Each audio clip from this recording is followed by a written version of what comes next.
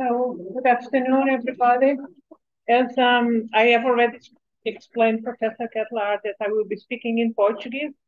So, now switching to Portuguese.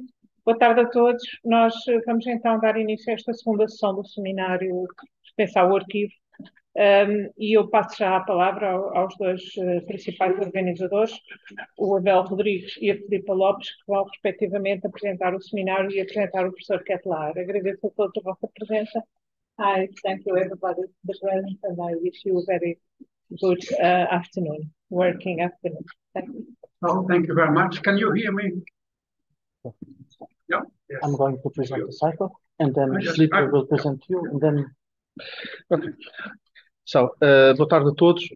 I'm speaking in Portuguese. Okay. O ciclo de seminários Repensar os Arquivos tem como finalidade colocar o arquivo ou os arquivos entendidos como construtos sociais no centro do debate, para analisar e caracterizar as suas origens, funções, estruturas, materialidades e reutilizações na longa duração, bem como para aquilatar o impacto presente da transformação e da transição digital na construção da memória da comunidade.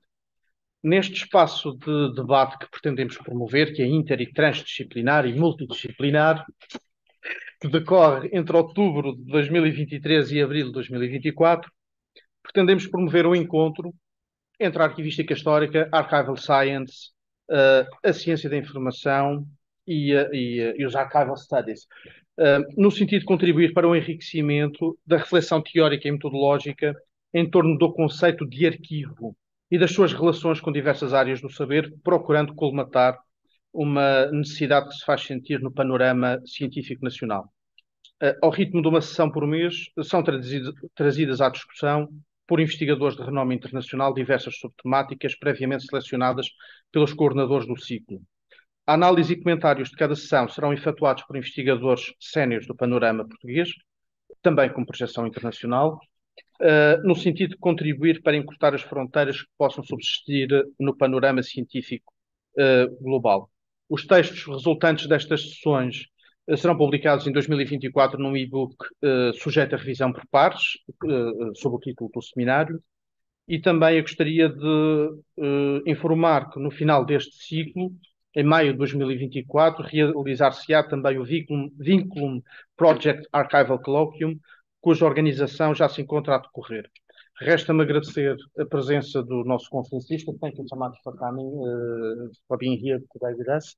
Muito obrigado à professora Fernanda e ao professor Armando Malheiro por estarem cá. E vou passar a palavra à Filipa. Boa tarde a todos. Nós hoje temos a honra de ter aqui connosco o professor Ketelaar, que é professor emérito da Universidade de Amesterdão, que é um investigador de renome na área da ciência arquivística, que tem um vasto currículo internacional, quer na área da investigação, quer na área do ensino da arquivística, que nos traz hoje uma reflexão sobre os novos enquadramentos e horizontes epistemológicos, e teremos a honra também de ter aqui o comentário dos professores Fernanda Ribeiro e Armando Malheiro da Silva, que são ambos professores na Faculdade de Letras da Universidade do Porto e que são pioneiros na introdução, na reflexão, investigação e também formação da ciência da informação no panorama científico português. E para não prolongarmos mais esta apresentação, vamos passar a palavra a quem é mais entendido neste assunto, o professor Ketelaar, e depois os comentários dos professores Fernanda e Armando Malheiro da Silva. Yeah. Well, good afternoon, dear colleagues and friends. I'm here to talk for the next, let's say, 45 minutes about change in archives, but also very importantly, more important, change of the archivist, his or her role, his or her mission in the digital age.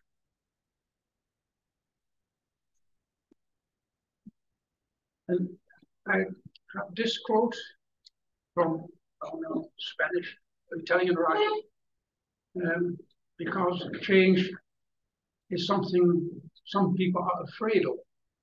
And I will try in the coming time in this lecture to make it clear that there is no need to be afraid of change. I have a whole agenda, and you can count how many chapters I will deal with. So when we are, let's say, at the paradigm shifts, you know, we are really at the end, nearing the end. Last May, it was 125 years since the Association of Archivists in the Netherlands published the Manual for the Arrangement and Description of Archives, the Dutch Manual by Muller, Veit and Vuijn. That anniversary would lend itself to a historical overview, a look back at the development of archival science in 125 years. Many authors have contributed to such a history of the profession. I will not repeat that. We can also celebrate 25 years, the 25th anniversary of your Portuguese handbook, Arquivística, Teoria e Prática, with a second edition later and a third edition even as recent as 2009. Authored by, forgive me my pronunciation, Julio Ramos, Manuel Luz Rayal, and the commentators today here, Fernanda Ribeiro and Armando da Silva. The authors of Arquivística dedicated, as you can read, their book to the authors of the Dutch Manual, who, I quote, opened new perspectives for the archival discipline. Allow me to refer to another celebration, possible celebration. It was more professional and more personal. A few days ago, it was exactly 25 years since my inaugural lecture as professor at the University of Amesterdam. I'm not going to deal with those 25 years of history either. I just want to mention a few moments in the development of archival science, not as a historiography, but as a starting point to present you some reflections on the need for changes in archival science and in the archival profession. The temporality of our profession means that, like the god Janus, we look in the present, standing in the present, working in the present, we look to the past on the one hand and to the future on the other. At least this is the traditional Western view, which I'm going to review later in this lecture. In the past 25 years, archivists have learned to look critically to their own actions and to question their own theories, methods, and practices. In my inaugural address 25 years ago, I introduced the concept of archivalization, a neologism which I invented, meaning the conscious or unconscious choice determined by social and cultural factors to consider something worth archiving. By distinguishing archivalization preceding archiving, we gain an insight into the social and cultural factors, the standards and values, the ideologies that infuse the creation of archival documents. Acknowledging archivalization means that archivists, beyond their preoccupation with the archive they manage, also look beyond the archive. This calls for looking up from the record and through the record, looking beyond and questioning its boundaries in new perspectives, seeing with the archive, to borrow Tom Nesmith's wonderful expression. Trying to read the tacit narratives of power and knowledge. This means a broadening, thus a change, of archival science and openness to contributions from anthropologists, sociologists, philosophers, culture and literary theorists, artists, and many more. These and other disciplines have experienced an archival turn in the past 25 years. The term archival turn was first used by the anthropologist and historian Anne Stoller in a paper given at a conference in St. Petersburg, May 1998. I also participated in that conference, and I quoted Stoller in my inaugural lecture later that year.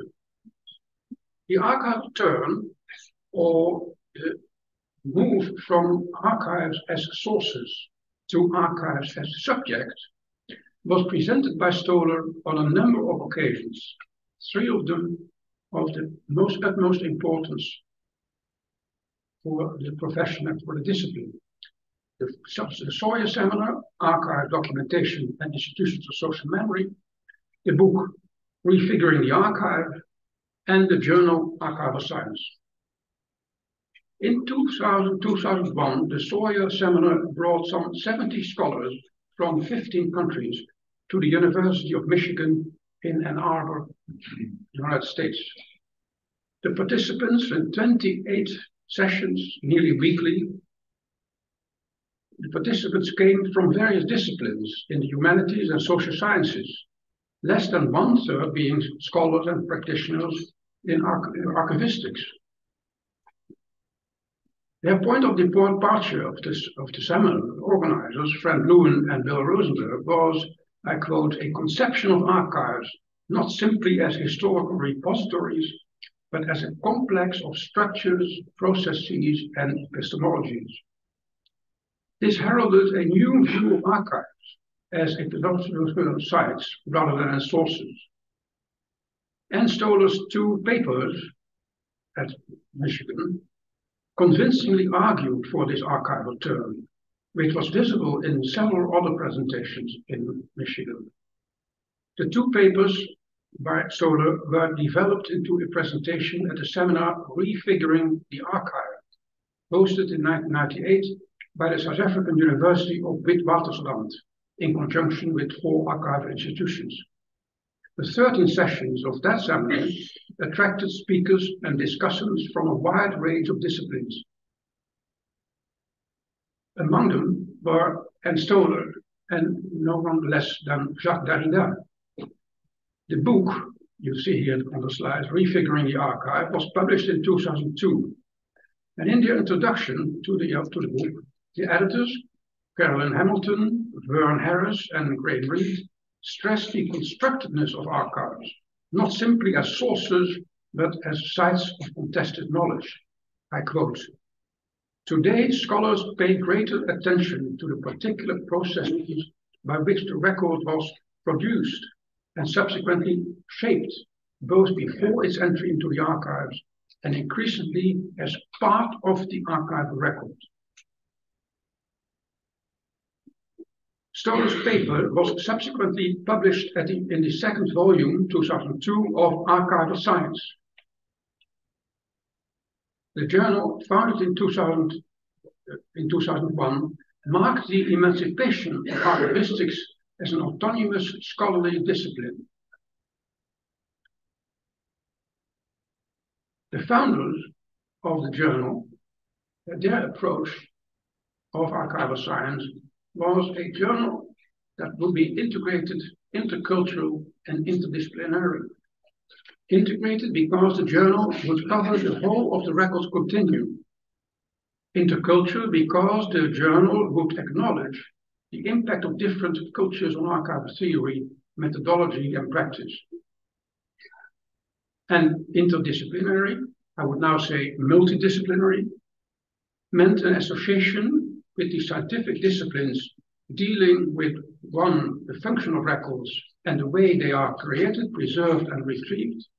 2, the context in which information is generated, managed, and used. And thirdly, the social and cultural environment of records creation in different times and places. This hospitality to other disciplines was and still is essential. As Terry Eastwood, the Canadian colleague, wrote in 2017, I quote, "In engaging other disciplinary perspectives, archivists have augmented their theory, methods, and practice with insights not of their own making, but by no means foreign to their way of thinking. In some cases, these insights are surprising," end of quote.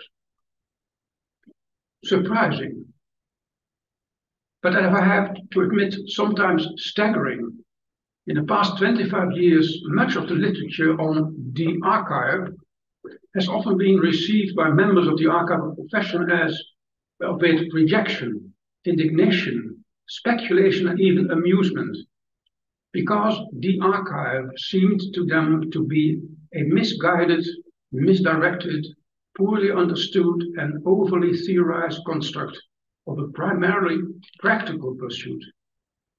This narrow view has been rectified in recent years by educators and scholars in archivistics like Janet Bastian, who endeavor to reconcile the archive with the archives. Indeed, one shouldn't make a fuss over the conceptual and practical differences between the singular and the plural. Archives and archive are, as Jeffrey Yeo proposes, boundary objects which straddle many different communities of practice. Any given object could be claimed by two or more communities. The second volume of Archival Science in 2002 consisted of two thematic double issues, archives, records, and power. The guest editors, Terry Cook and John Schwartz, argued in their introduction that archives are not passive storehouses of old stuff, but active sites where social power is negotiated, contested, and confirmed. Terry Cook had, the year before, contributed to Archival Science the inaugural article, Archival Science and Postmodernism, New Formulations of Old Concepts. He ended that article by stating, and I have here the Portuguese translation point of view, process rather than product, becoming rather than being, dynamic rather than stated. Let me see if I can, yeah. These have become the postmodern watchwords for analyzing and understanding science, society, organizations, and business activity, among others. They should likewise become the watchwords for archival studies, so for archival science in a new century, and thus the foundation for a new conceptual paradigm for the profession. Such a new paradigm, not only for the profession, but for archivistics as a scholarly endeavor, was presented in the first volume of Archival Science by Fernanda Ribeiro. She realized, like Terry Cook, that archival science was reaching a turning point at which old and new perspectives coexisted. Her article confronted, I quote, the traditional and admittedly still dominant view substantiated in the historical technical paradigm, and a new approach, which we will designate as scientific information.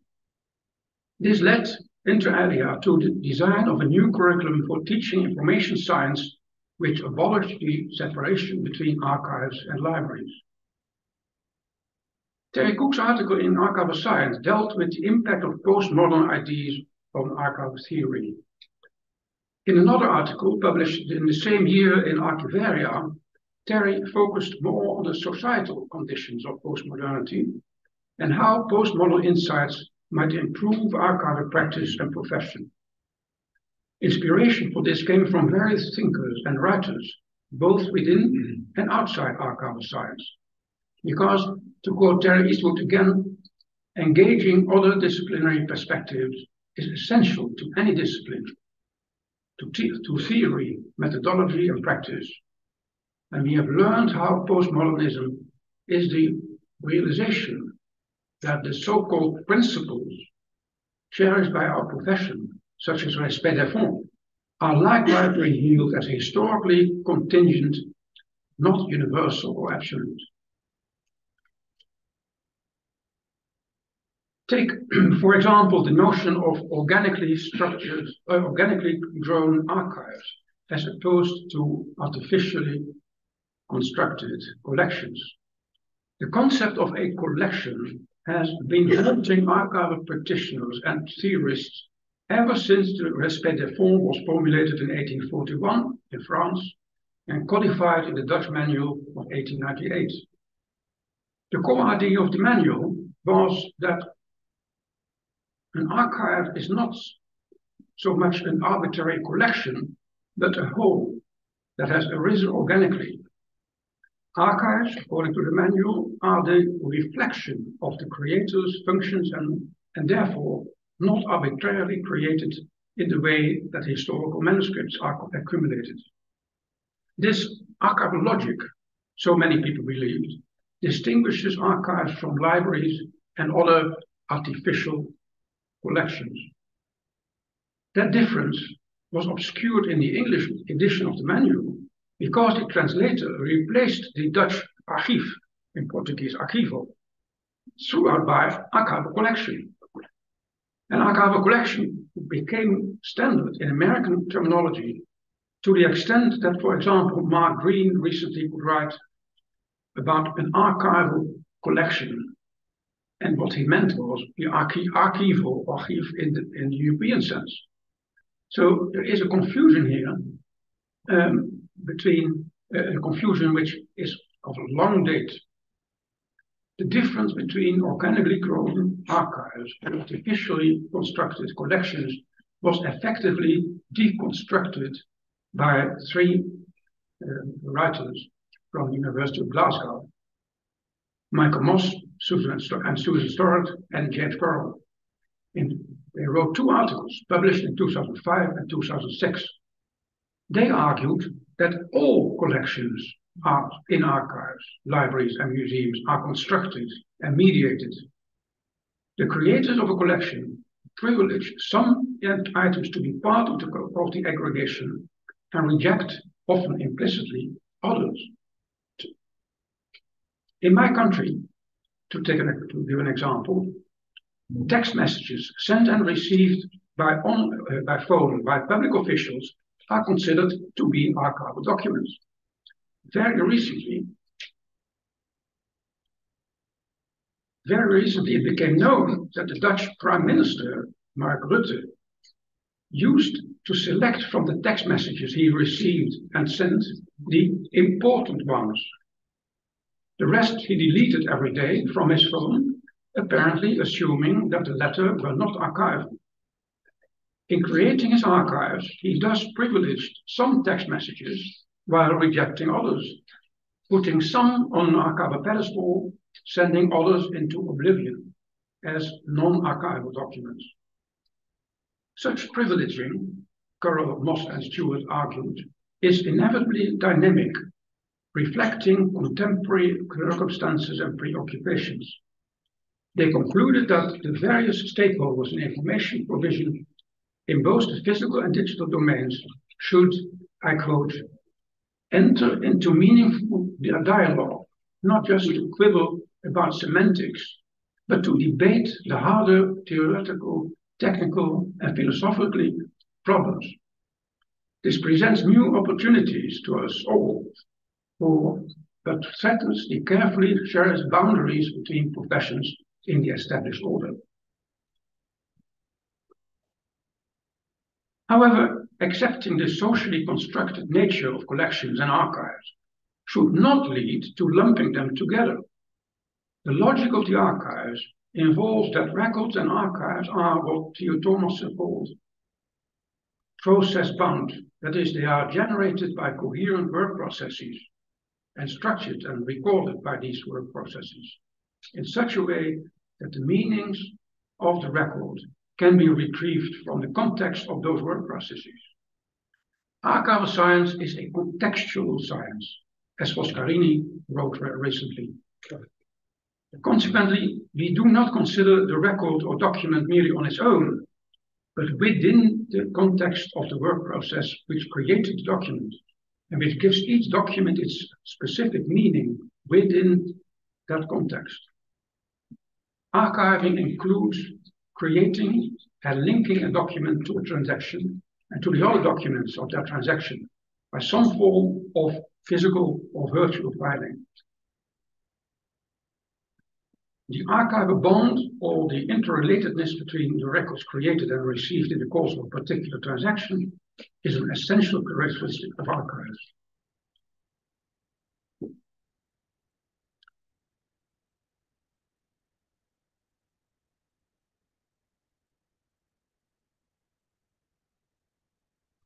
The process-bound character of records and archives entails, as I said, looking up from the record and through the record to its contextual agency, the why, the who, the what, and how. Archiving is a cultural, social, and political practice influenced by societal challenges, including archivalization, and by technologies, not directly, but through the agency of actors who act in a particular, according to a mandate, in a particular function. In my book, Archiving People, I proposed a model of the archival context.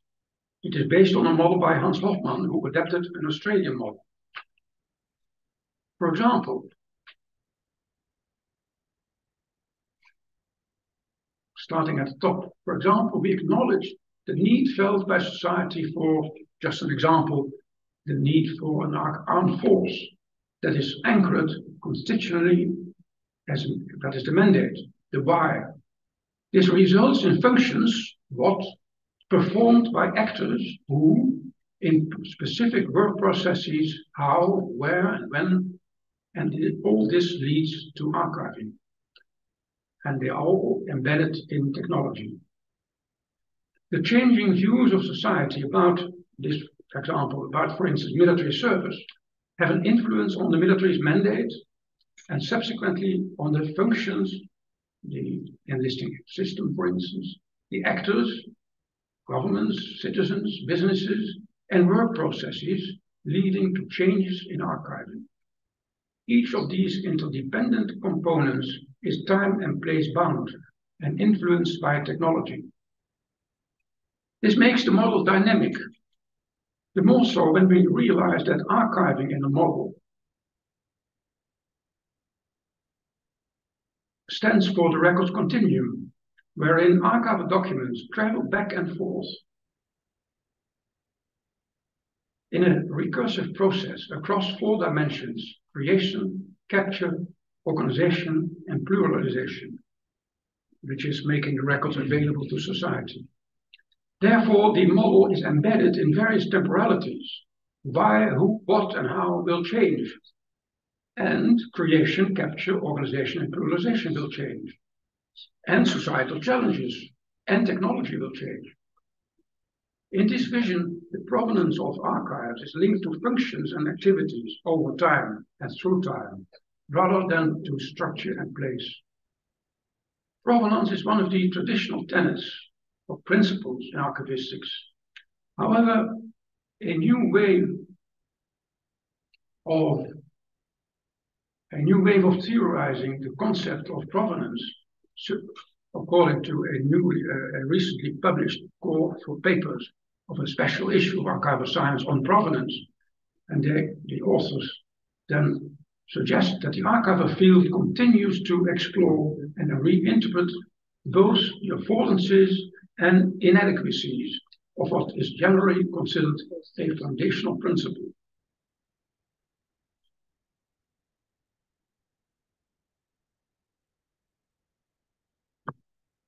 An earlier wave of rediscovering provenance was marked 20 years ago by the publication of Canadian Archival Studies and the Rediscovery of Provenance, edited by Tom Nesmith. Some years later, Nesmith proposed a new concept of provenance. The provenance, I quote here, the provenance of a given record or body of records consists of the social and technical processes of the record's inscription, transmission, contextualization, and interpretation, which account for its existence, characteristics, and continuing history. Many scholars and practitioners are working with provenance in various conceptualizations of the tenet. Peter Rossman said in 2011, more conceptually, provenance is now rather defined as context, or rather contexts, plural, what Vern Harris calls an ever-unfolding horizon of contexts. There is a risk, however, that in this incessant movement of continual recontextualization, so context, context, context, context, the boundaries of provenance become infinite, and that meaningful distinction between the various parties who concur in the formation of a group of records over time and the role they play may be obscured as Jennifer Douglas recently wrote. She advocates acknowledging the ways in which each of these types of intervention differs from each other in their motives, methods, and eventual impacts. And this calls for more research, both on each of the components of my model of the archival context and on their interdependencies and their relative value. So in fact, the model suggests that it is static, but it is dynamic, and we have to research the various components and the dynamism more. One of the operationalizations of this view of provenance defined as context is the conceptual model records in contexts, note the plural, of or RIC, currently being developed by the International Council on Archives. And we have already a political study of the RRC. This RRC model is meant to replace older standards like ISFG. The model recognizes that the contexts in which archival materials arise and are used over time are dynamic and complex. The model proposes a way of contextual description in order to offer different perspectives and different access options.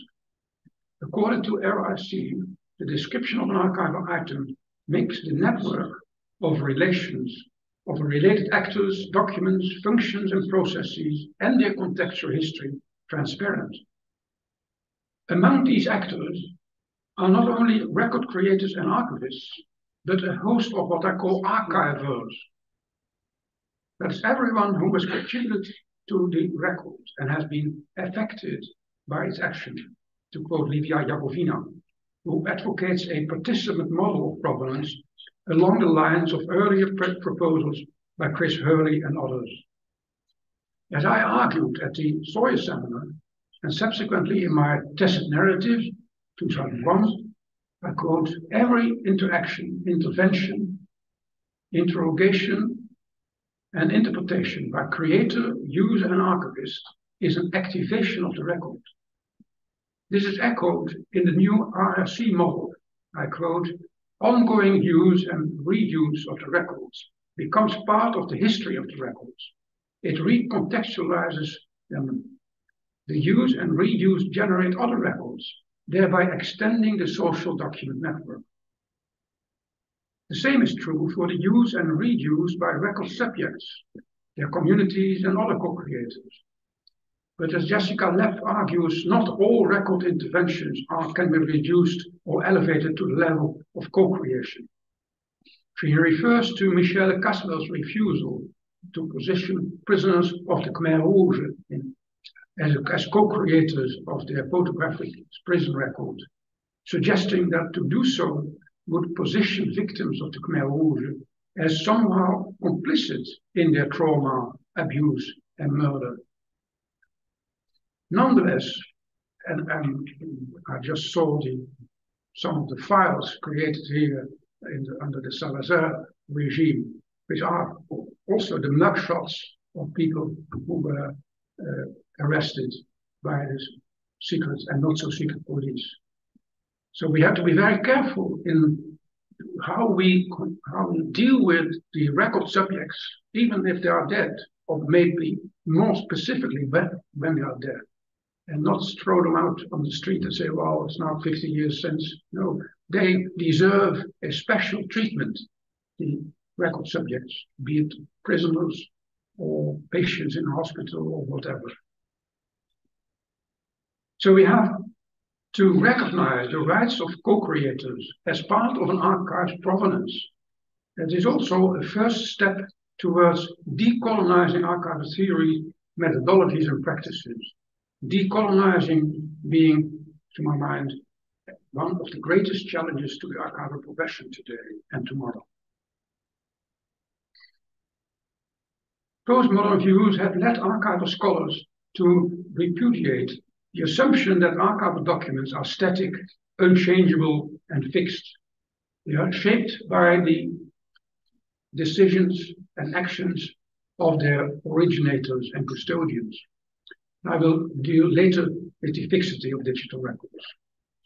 The Australian records continuum, which I showed earlier, the model implies that an archival document, by traveling throughout the continuum, is created and recreated, getting different meanings along the way. This is called by Helen McNeill archive alterity, which refers to the acts of continuous and discontinuous change that transform the meaning and authenticity of a poem as it is transmitted over time and space. This challenges archival theory and methodology to displace or at least change traditional conceptualizations of records and archives.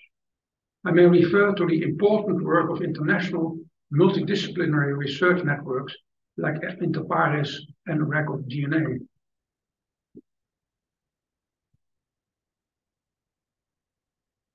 Most archivists would keep to the traditional definition of records as information created, received, and maintained as evidence and information, etc. This circular definition, information is information, so that's not a real definition. In the international standard ISO 15489 was amended later into information created, received, and maintained as evidence and as an asset by an organization or person.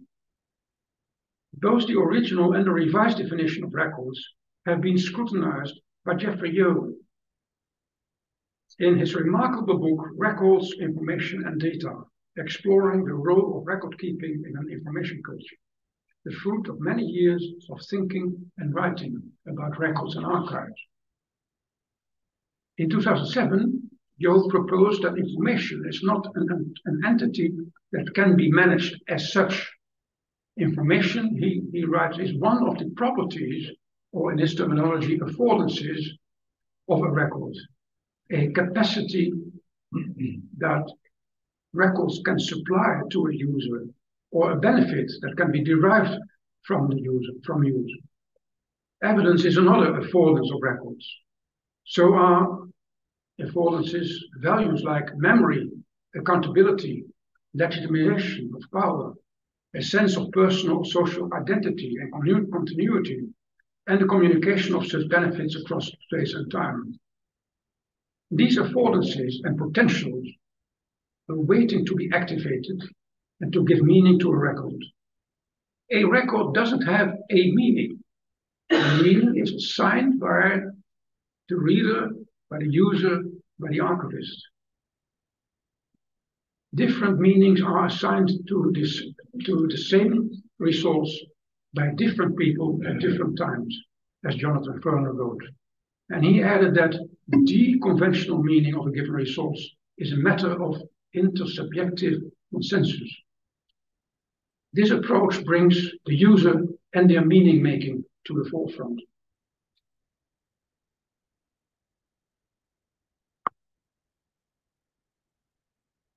You see, we are moving to the end. Allow me a personal note here. In 1979, the chair of archivistics at the University of Amesterdam was transferred from the history department to book, library, and information studies, which was then renamed into library, archives, and information studies. I lost the battle to have the alphabetical order, which would have put archivistics in the first place, and then the others.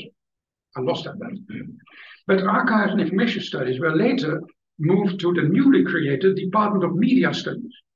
And there I discovered how colleagues working with television, film, journalism, and new media were primarily interested in the reception of media and the interaction with readers and viewers, more than in the production.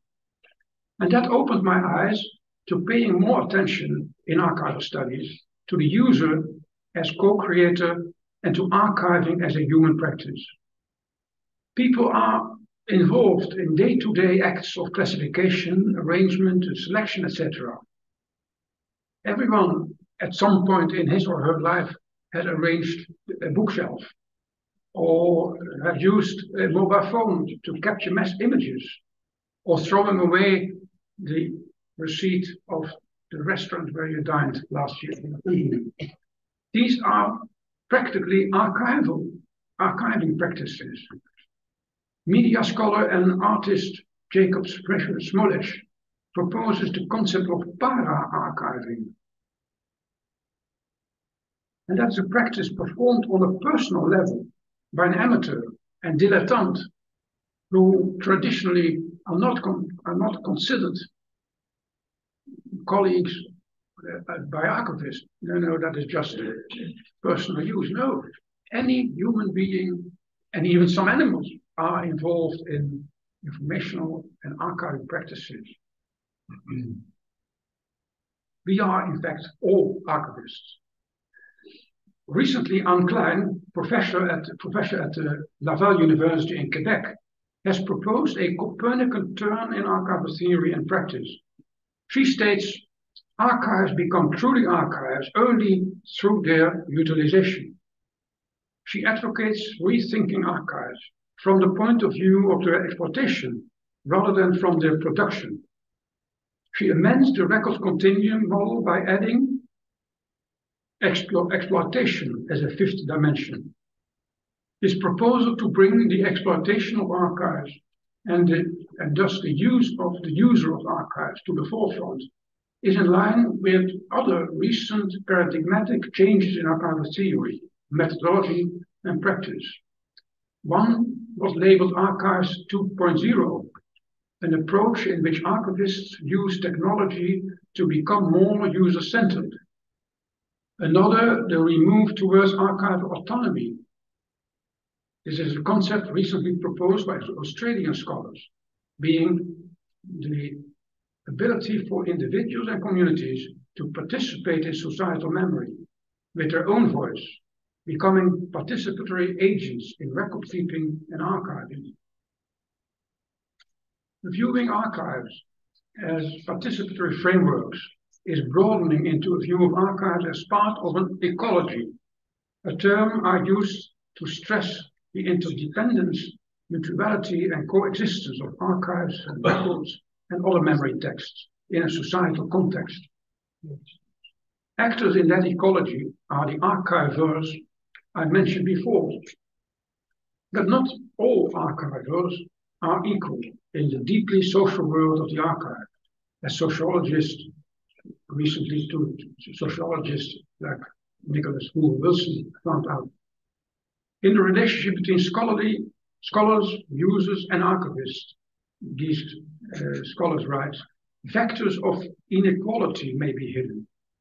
They are instances of power, and indeed every interaction with the archive by an archiver is intentionally or unintentionally enforced by power.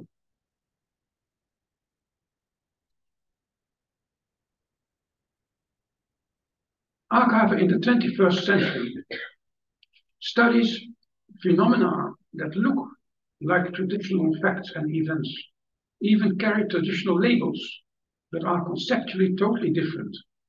An original is no original. A record is not a record.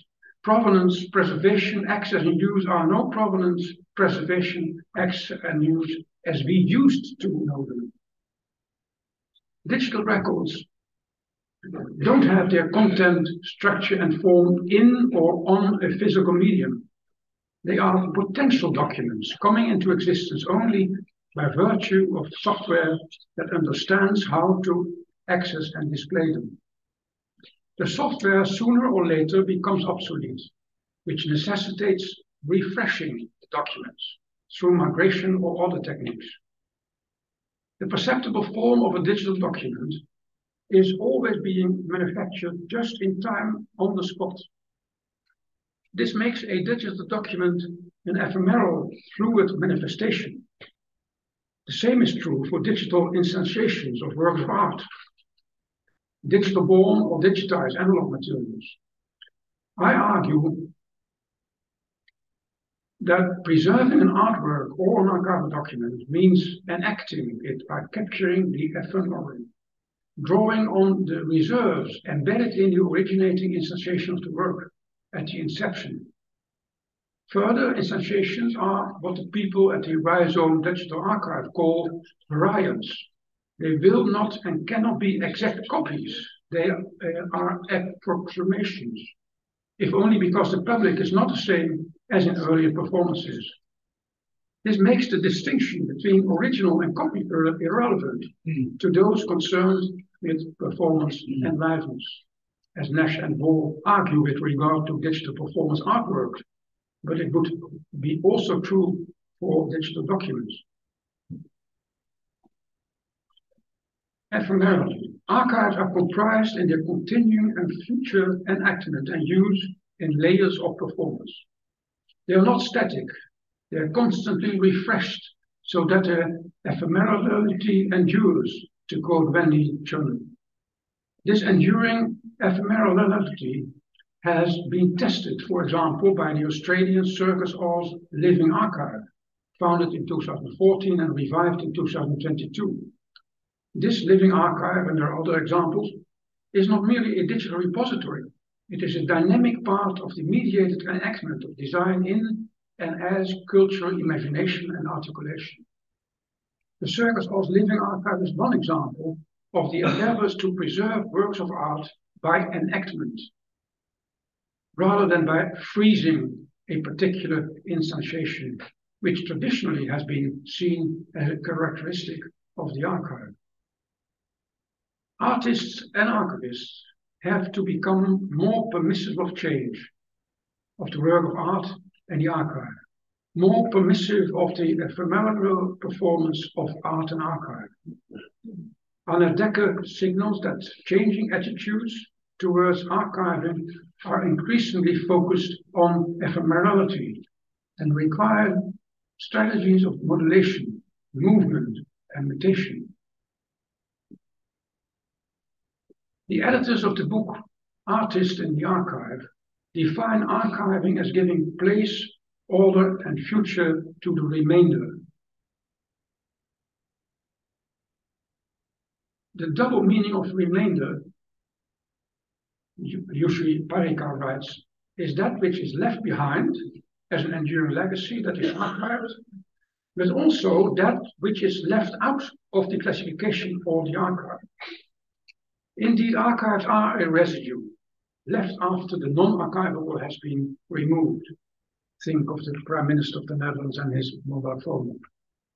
Archiving entails appraisal, which is distinguishing records of continuing value from those of no further value, so that the latter may be eliminated.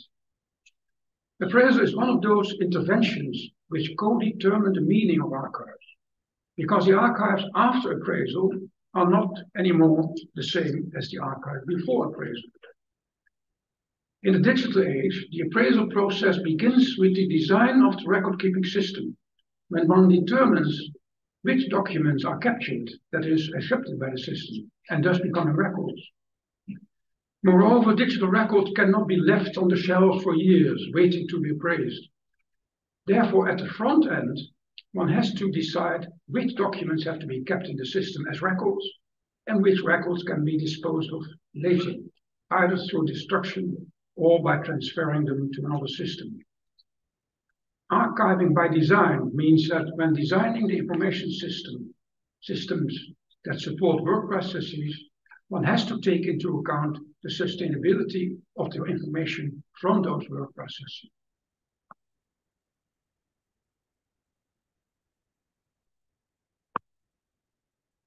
Sustainability implies acting that meets the needs of the present without compromising the ability of future generations to meet their own needs. The major change in the 21st century and the major challenge for the archival endeavor, I propose, is the existential threat from climate change, global warming, requiring an urgent switch to sustainability, in particular environmental sustainability, in all areas of archival practice. Much of the as yet scarce literature on archives and climate change concerns the receiving end, that is, the threat to archives of climate change. But equally and perhaps more important is to look at the producing end. How much is archiving contributing to global warming through emission of greenhouse gases? Last July, a special issue of COMA, the Journal of the International Council on Archives, was devoted to archives and climate change. It contains, among others, an in-depth study by Aurélie Nicolet and Basma Chabou on the ecological costs of our archival practices. Every time you open the door for a reader, every time you switch on and off the light in the repository, the archive creates gases, needs energy. That energy is a salt on our planet. In my country, the impact on climate change, the National Archives, the Netherlands, has been calculated as nearly 4,000 ton CO2 equivalent, which is just as much as the emission of 204 Dutch households. Nearly all of that footprint, 87%, is caused by IT and data storage, plus energy, another 8%, 9%.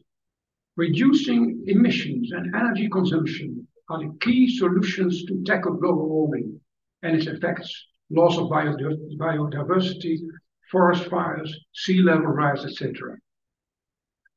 Archival workers, Samantha Wynne writes, have both an ethical imperative and a functional exigency to develop practices which do not require infinite exploitable resources. As the Code of Ethics of the Archives and Records Association of the UK and Ireland states, I quote, insofar as it is within their power to do so, members should minimize the adverse effects of their work on the environment. In 2019, the American archivist published an extensive report towards environmentally sustainable digital preservation, which not only includes a thorough literature review, but importantly offers a roadmap for strategies to reduce the environmental impact of digital archival practices. Even more important and more difficult are the report's recommendations to re-evaluate the archivist's basic assumptions of appraisal, permanence, and availability of digital content. Such a re-evaluation is urgent. Cultural heritage organizations, the authors argue, need to reduce the amount of digital content that they preserve, while reducing the resource intensity of its storage and delivery. That entails a number of paradigm shifts. The first paradigm shift concerns appraisal. Some people assume that appraisal of records, what to keep and what to destroy, is no longer necessary in the digital age because of the unlimited storage capacity and searchability of digital media. That is, however, a myth. Enduring storage and enduring access require enormous resources, buildings, staff, energy, constant upgrading and migration of software and hardware, etc. Every terabyte less as a result of appraisal is not only a saving in these annual recurring costs, but more importantly, a reduction of the archive's carbon footprint. To reduce the environmental impact, archival institutions have to develop additional criteria alongside existing principles for selection and appraisal. Pendergrass and his co-authors formulate questions like, is there a demonstrated need for digital availability of the analog materials? Do you need to preserve all copies of a digital record? Or a more easy question, do you need to preserve the analog original that has been digitized? Should every item be migrated or digitized to the highest quality possible? The second paradigm shift, signaled by Pendergrass and his co-authors, concerns permanence.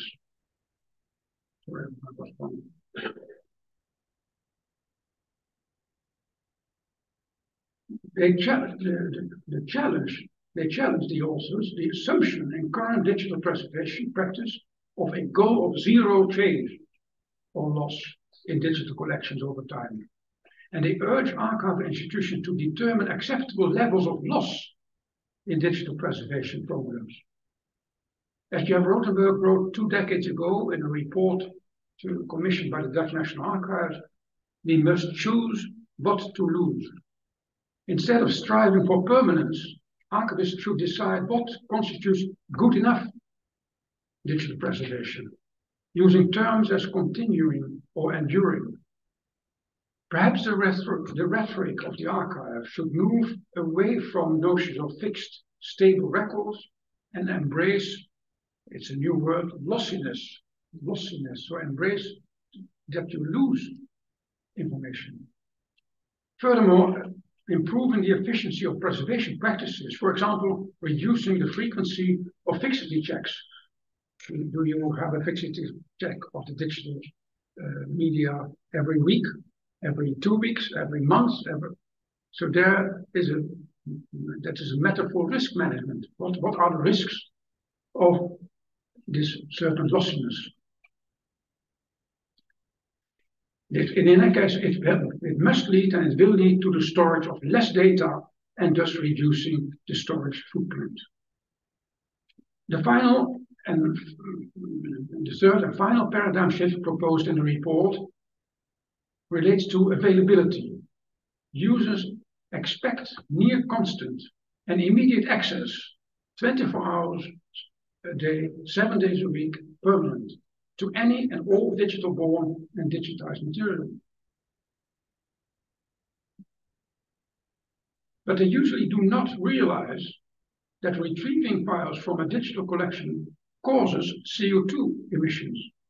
The footprint of the archive service grows with every action in which its service uses computing power, and also with the loading of web pages and the downloading of files. So instead of being proud of the number of digital records you put on the internet, we should consider less impact on by having less put free on the internet.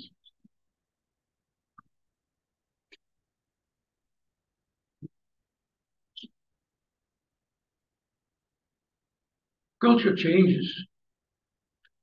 Culture Heritage Organization can reduce the environmental impact of digital access and delivery by critically examining the justification for mass digitization, implementing on-demand access strategies rather than just put it all on the internet and the user will come. No, try to tailor the presence on the internet, adjusting storage technologies for access and ensuring timely but not necessarily immediate delivery.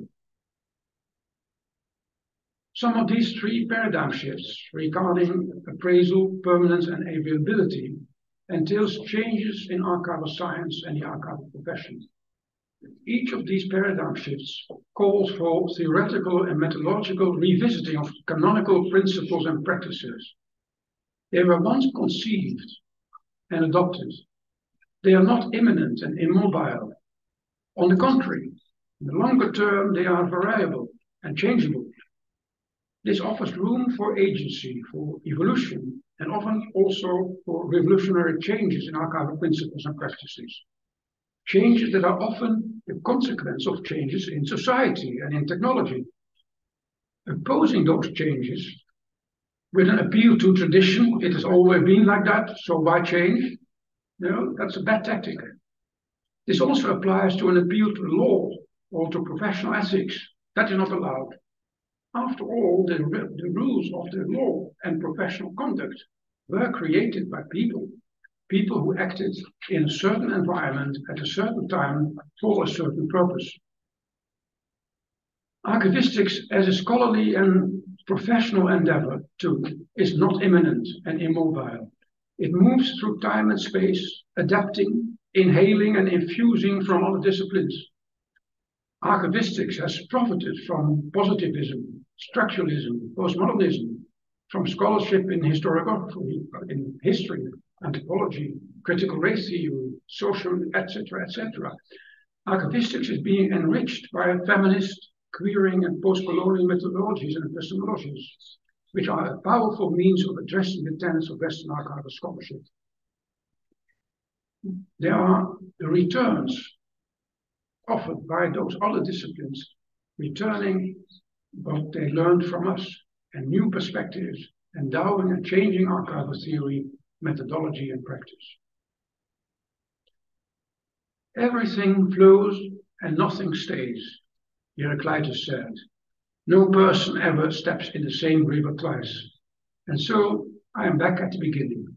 If we want things to stay as they are, things will have to change. I have dealt, ladies and gentlemen, with a number of changes. The first was the new way of looking at and beyond the record, trying to read its tacit narratives of power and knowledge, and taking into account archive alterity, which refers to the acts of continuous and discontinuous change that transformed the meaning and authenticity of a font as it's transmitted over time and space.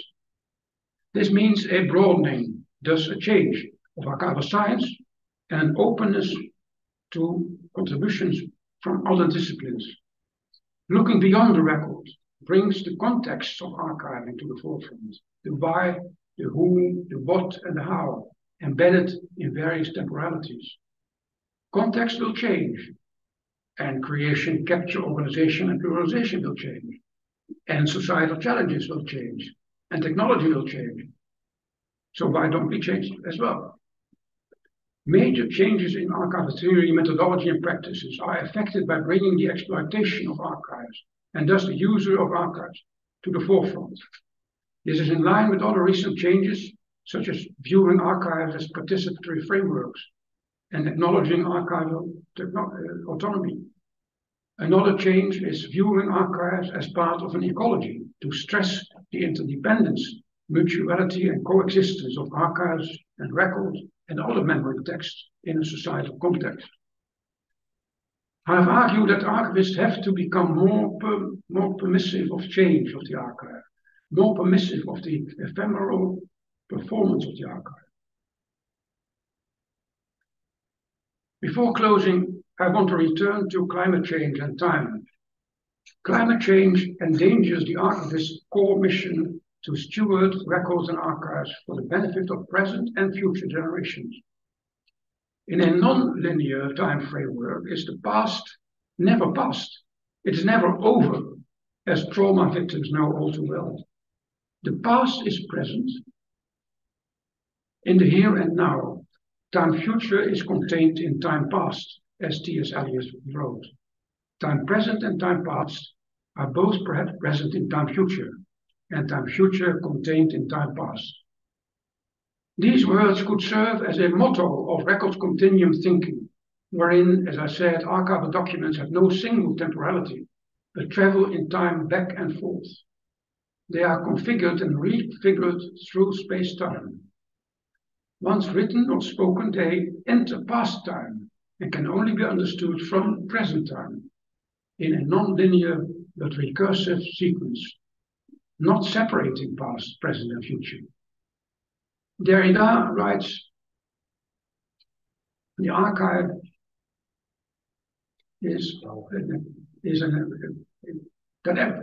writes that every interpretation of the archive is an enrichment, an extension of the archives. That is why the archive is never closed. It opens out of the future. End of quote. The archive is not just a sheltering of the past. It is, in Derrida's words, an anticipation of the future. And that future has already begun. Thank you very much.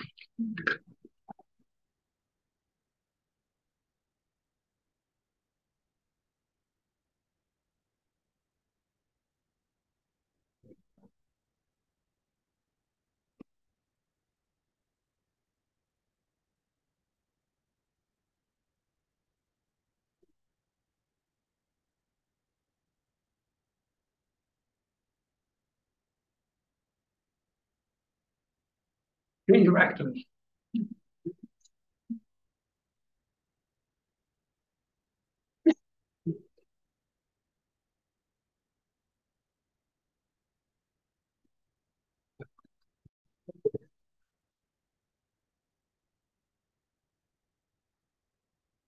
Thank you so much for this inspiring presentation, Professor Ketelaar. And now I kindly ask Professor Fernanda Ribeiro and Professor Armando Malheiro to come join us and to make the comments in the lecture.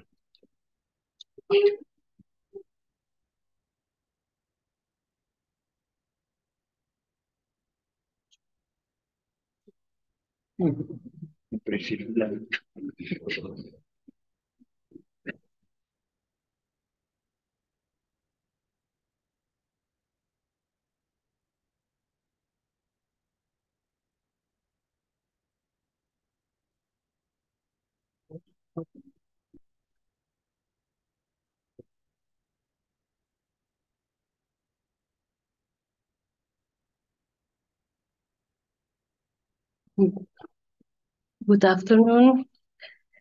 First of all, I would like to thank the organization of this seminar, the invitation to participate in this interesting session with a distinguished colleague, Professor Eric Ketelaar, who I know for a long time. As far as I remember, I knew Professor Ketelaar in Amsterdam around 1999, 2000, a time when I was participating in a European project named ETERM, European Training in Electronic Records Management, in which the Dutch Archive School, I don't know how to pronounce in Deutsch, was also a partner. And later on we met other times, but I remember especially a moment when we met in Finland, in Tampere, in a doctoral seminar, and we had an amazing experience of a sauna party somewhere in the middle of a forest, and I will never forget that special moment. And it was many years ago, more than 10 surely, and since then I follow Professor Ketelaar's work, but I suppose we didn't met since then. But let's come back to the to the topic. Professor Ketelaar, I'll follow some notes, not to lose my speech, but so as I was telling, Professor Ketelaar provided us with a remarkable text, a kind of trip along archivists, which is, indicates, the title indicates is an evocation that celebrates changes in archival discipline over the last 25 years. Curiously, the time, as he said, when the book Arquivística, Teoria e Prática de uma Ciência de Informação, from which we both are co-authors, which the professor gently evoked, and also the time Eric entered as teacher in the University of Amesterdam. In fact, in the last 25 years, we have witnessed a lot of significant changes in the discipline. And I would say that above all, we saw an emphasis on theorization that was not so evident before, and above all, it didn't constitute a concern for so many academics as we see in the last 2 decades.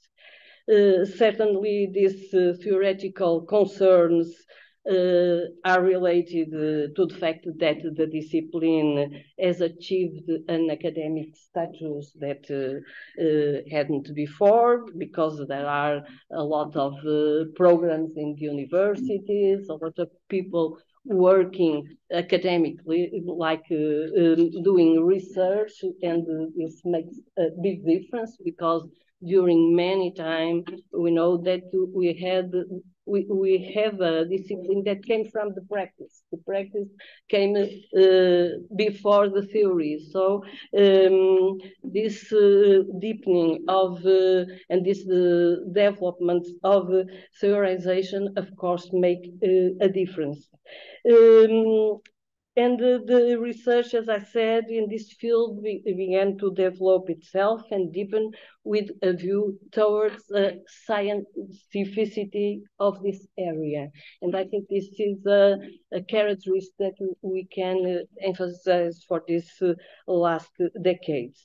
Of course, previously we had Elio Lodolini and Hilary Jenkinson or Schellenberg, Carlos Laroche, Michel Duchamp, and many others. And we can also mention actions of the International Council on Archives and the Bureau of Canadian Archivists and the important work of Michael Cook in the United Kingdom, just to refer some examples.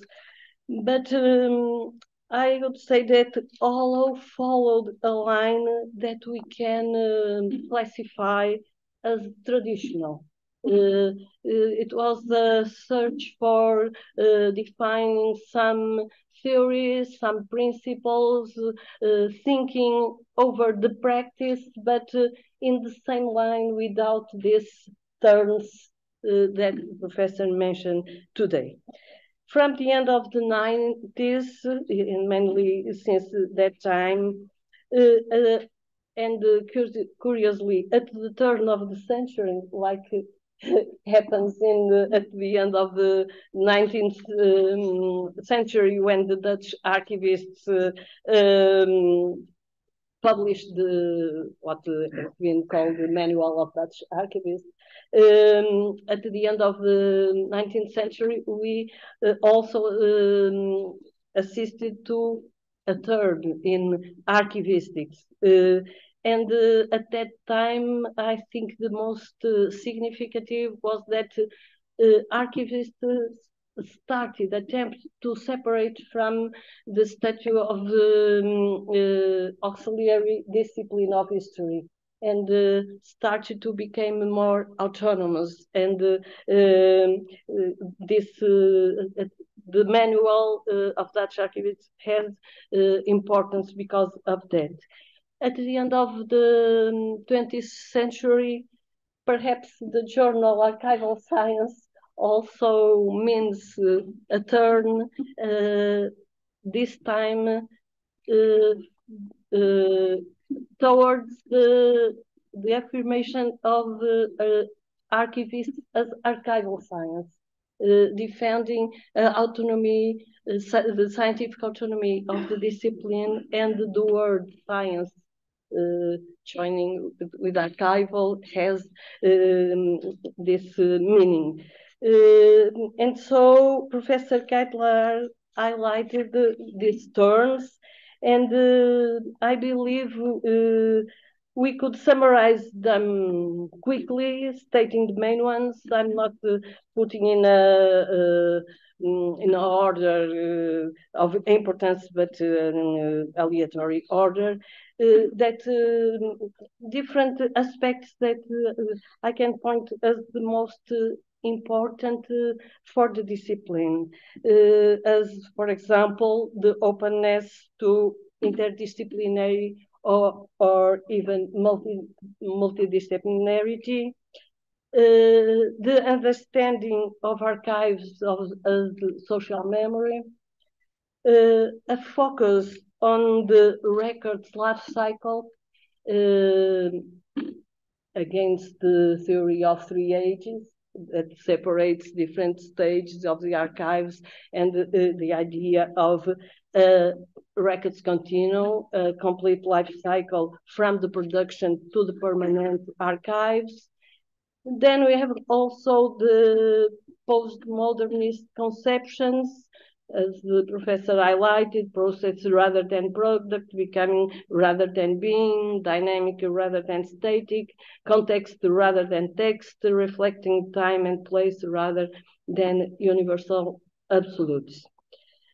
Also the focus on the notion of organicity, on the organic, and I emphasize this in a certain way as opposite of arbitrary collections.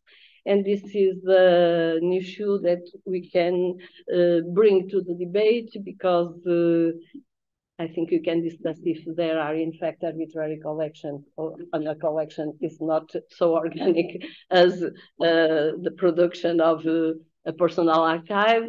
So I let this for the debate. Archival science as a contextual science, the idea of Theo Thomason, and the importance of the process bound, including records and archives, an idea and a perspective that also inspires the integrated archival science in Canada, and influence even in Portugal and a lot of people here. And in Portugal, for us, in fact, we have something that is a facilitator, because differently from the Anglo-Saxon terminology, we don't have records and archives. We don't say documents and archives. We say the word arquivo in Portuguese. It serves us for everything, but on the other, it's the same in Dutch. But on the other side, there is another. Arquivo is a polysemic term, because we call arquivo of the set of documents produced for someone or an institution or organization along his life and his activity.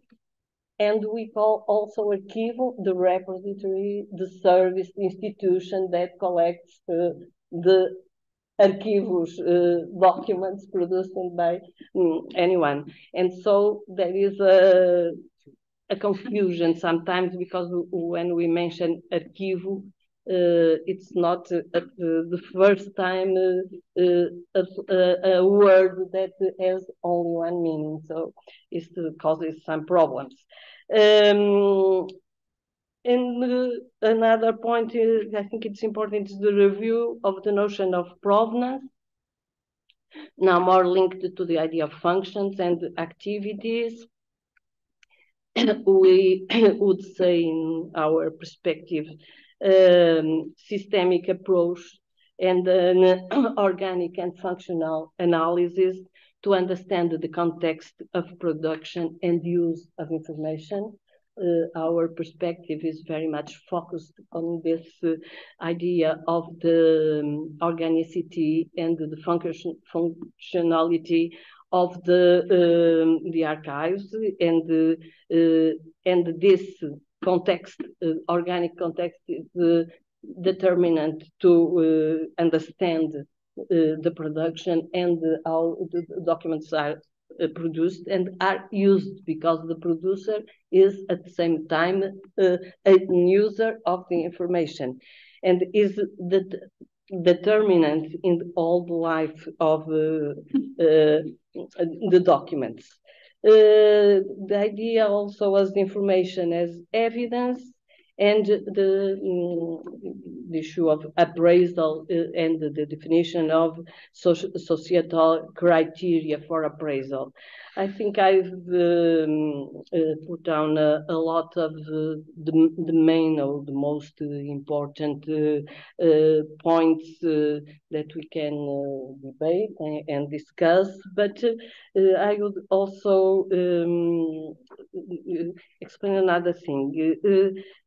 All these theoretical approaches are, or most of them, consensual for us. There are a lot of things that are so obvious that there is no way not to agree. Why not? Of course, no? But perhaps the main divergence, we both, it's not an opposition, it's a perspective. We are in science, we can have different perspectives. I think it's very useful to discuss and to debate ideas. The main divergence has to do with the consideration of archivists, and you notice that I never said archival science, always archivists. The consideration of archivistics as an autonomous science. We consider that it is an applied discipline integrated in information science, the main science we consider information science, and it's not an autonomous science because it has to do with the object of study and work. If we consider that our object of study and work is information and not the archives, because the archives can be more than one thing, there is no thickness to consider archivists as a single science. And so we consider that there is the same object and the same method, but dealing with specific contexts and specific services, of course. And because of that, I think we have some different approach, I would say, more internal to the discipline and not an external or sociological or other kind of societal approach. What makes a substantial difference when we try to know, to understand, and to explain informational or archival processes, such as the production, the use, the appraisal, the access to information. Because we do that from the point of view of the producer and user, and their informational interests, either for management, dealing with organic issues, such as evidence of acts or actions, or either for keeping the institutional or organizational memory. Looking this way, we consider that the social memory is built upon the sum of the individual, organizational, or institutional memories. And I think this perspective puts here some difference, because if we look to the information and analyze information as our object of study, for example, in the question of appraisal, we have an approach that considers information from an internal point of view. And when I say internal, I'm thinking about the producer.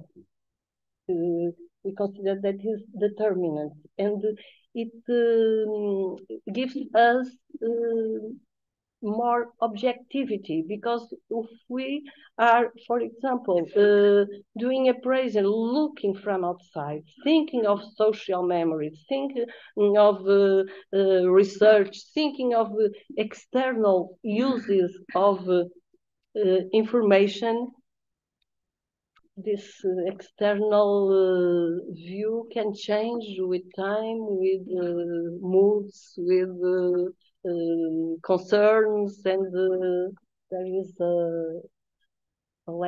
less objectivity as far as the science can be can reach the objectivity. So I think I've passed my time. I left these issues. I'm sure Armando will follow my my issues. So. Okay. Por aqui. Good afternoon, Professor. I am not the pleasure of meet you. Never, I think before. I start to. Excuse me my bad English, and the person that are here and know me, they know that I usually I am fluent in exposition and defense of my ideas, but in English it's not possible. So I will be brief. My colleagues say a lot of things that I share, obviously, but I have read your paper. It's interesting. The title is the first thing interesting here. I will say that, in my point of view, it's possible to changing more archival science but this is a matter of discussion, obviously. Because the problem that my colleague in the part of hand of his final part of intervention, ajuda-me, faz bem. Final part of this intervention, say that the problem of the relationship between archival science and information science nowadays is more and more pertinent, because we see what happens. I don't will speak about artificial intelligence, because nowadays all people speak about artificial intelligence, but the digital technology is in our life and is a challenge, a serious challenge for us. So the problem is, it's possible if some disciplines like archival, library, and museology can stay alone or maintain an autonomy, if it's possible thinking for these disciplines interdisciplinary dynamic, that is to put together and contribution together with some strong concept that they have. For instance, the idea of the concept of context. You emphasize very well this concept. It's very important. And this, in my point of view, a strong contribution from the archival science to the information science, for instance, because all information have a context, I think. So other problem is the concept of record. I think this is possible some reductionism. Why I say that? Because in affordance here in your text, you put record as the information not as an entity, but a property of record. If we characterize or define information like a set of mental and emotional representations, human and social, naturally, codified and modulated by social interaction, and that can be registered in any kind of support and can be shared of multiple forms. If you understand information of this manner, the record is a consequence of information, I will say. But this is a point to discuss, naturally, but it's not the inverse. But information is not also an entity. Information defined from this form is attached to a phenomenon, but not information. We can confuse information, and there are many people that made a confusion when speak about information. This thermodynamics, biological information, all these information. When I speak, or think in information, I am modest, and I think exclusively in a human and social phenomenon that nos involve together. That is not our subject, our focus. And if it's that, record, the books, the audiovisual materials, administrative papers, they have information.